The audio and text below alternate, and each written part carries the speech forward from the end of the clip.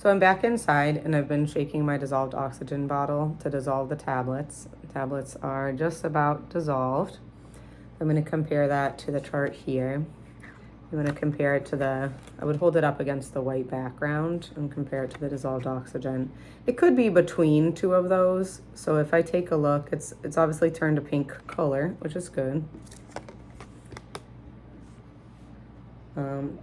Pretty dark.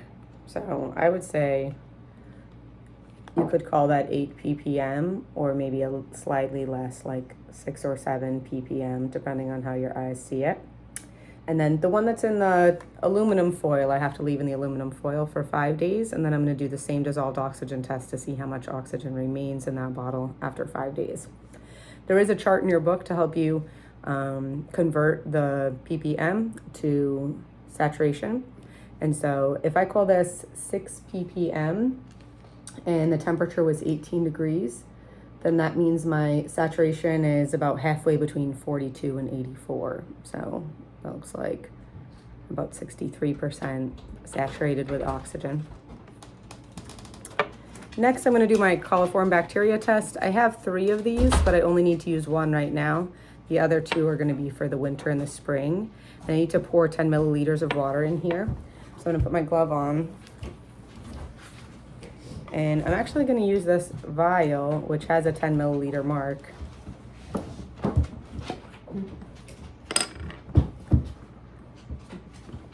Put my other glove on. So the gloves are both to protect you from any bacteria in the water and also to prevent you from adding bacteria inadvertently to the water. I'm going to prepare this by getting the cap nice and loose. I'm going to collect 10 milliliters in here.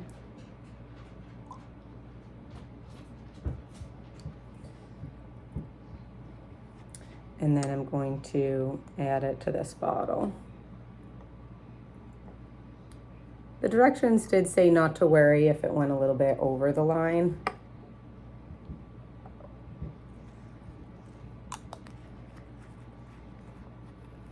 So I'm going to cap this one.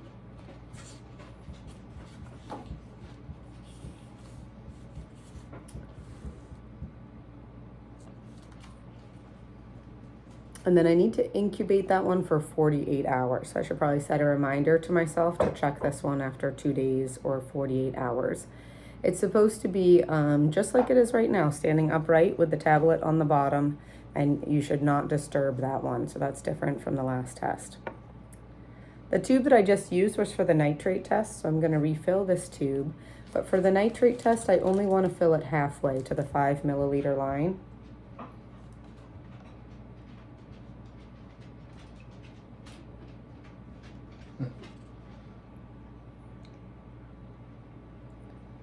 So I filled it halfway.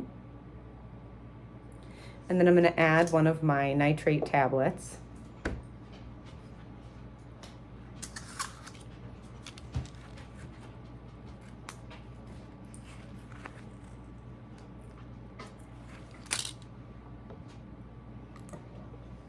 And cap it.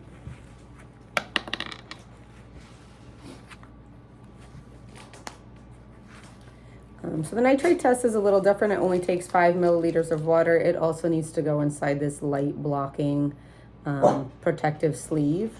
And then I'm going to cap and mix it for 2 minutes to disintegrate the tablet. So light blocking sleeve. I can do this with my gloves on.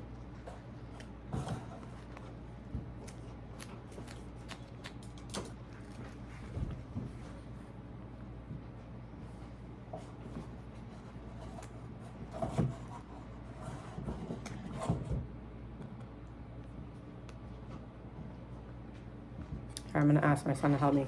Michael, can you put this inside of this metal sleeve for me? What? Should be. Oh, the whole thing? Oh, I see the problem. Also, my gloves are wet, so. Scissors? Yeah, still going to ask you to help. Can you put that inside there, please? Okay, so the nitrate tube goes inside the light blocking sleeve, and then Michael's going to shake that for 2 minutes to disintegrate the tablet, and then we're going to wait 5 more minutes. So I'll check the time here. so that I know when it'll be 2 minutes and then 5 minutes. So the 7-minute mark and then the 12-minute mark. While he's doing that, I can do my other two tests. These ones are similar, the pH and the phosphate, except that you're going to fill it to 10 milliliters this time. And you're going to use your color chart to check all of these at the end.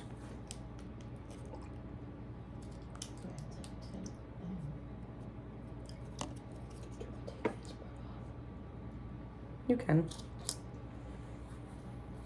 I know it's hard to get it into that metal sleeve. I don't know what's a good solution when you have gloves on. I suppose if you wash your hands right before and afterwards, your gloves are probably better fitting than mine.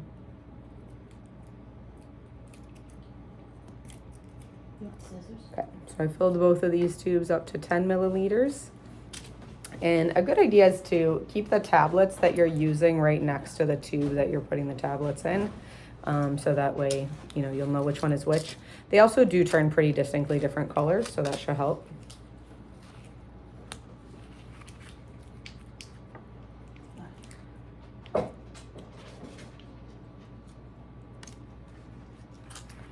So this one is phosphorus.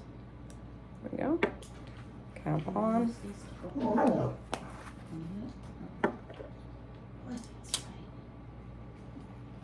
And then this one is for pH.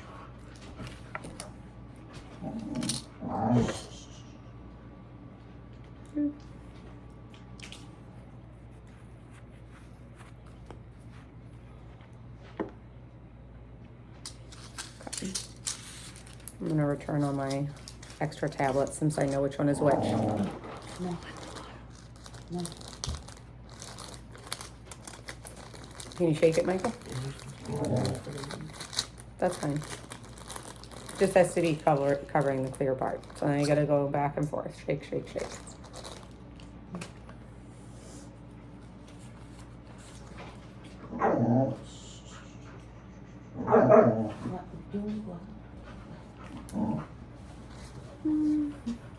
So in each of these, we just want the tablets to be disintegrated.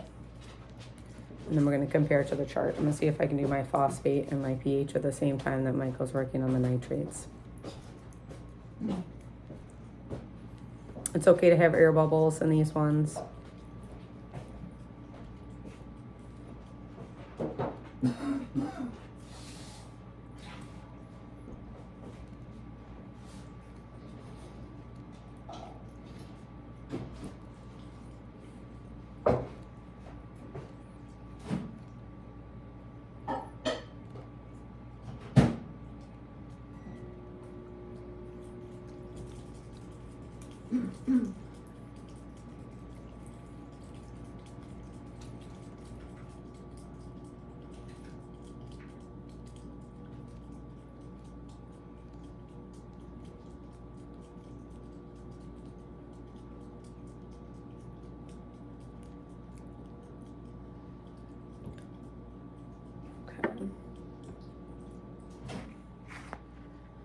My pH tablet is dissolved.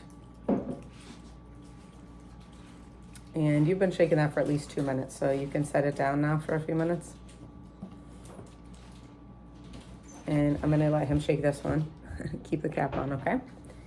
And that way we can start to record what we found here. So the pH tablet dissolved first. This is a wide range pH tab, so it's gonna have like basically all the colors of the rainbow here.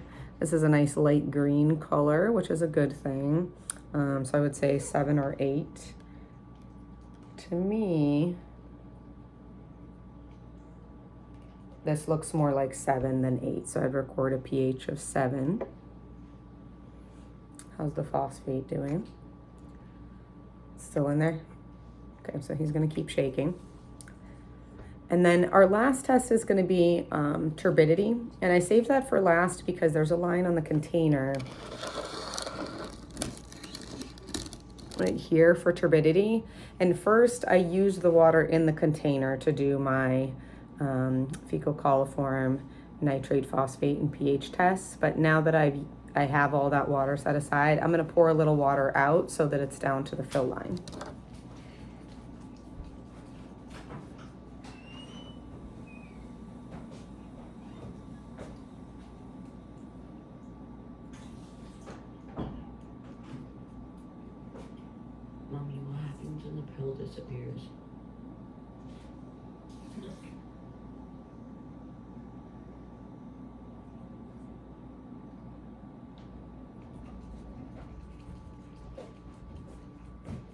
pill thingy disappeared. All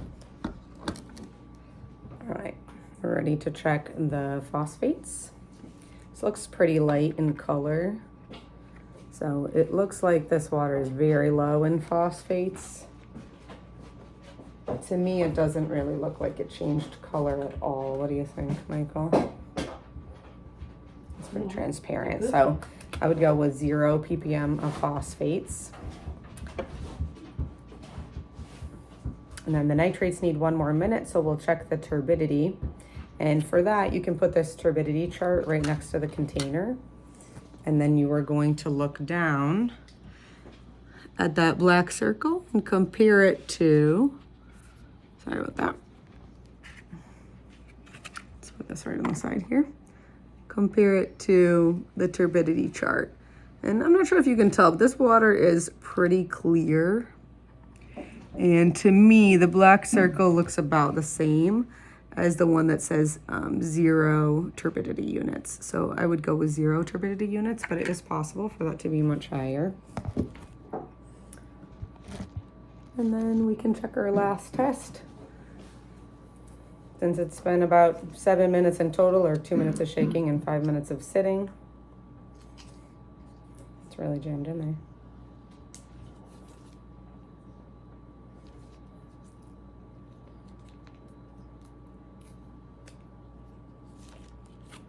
So this one was for the nitrates. And it's supposed to turn a pink color. And again, that doesn't look like it changed color at all. So I would say that this body of water has about 0 for phosphates and 0 for nitrates. If I think it looks like slightly off-white, I might say, since the peach color is 5 ppm, I could say like 1 or 2 ppm, depending on how you see it through the camera there. So those are all our tests. In 2 days, I need to check my fecal coliform test using this chart here.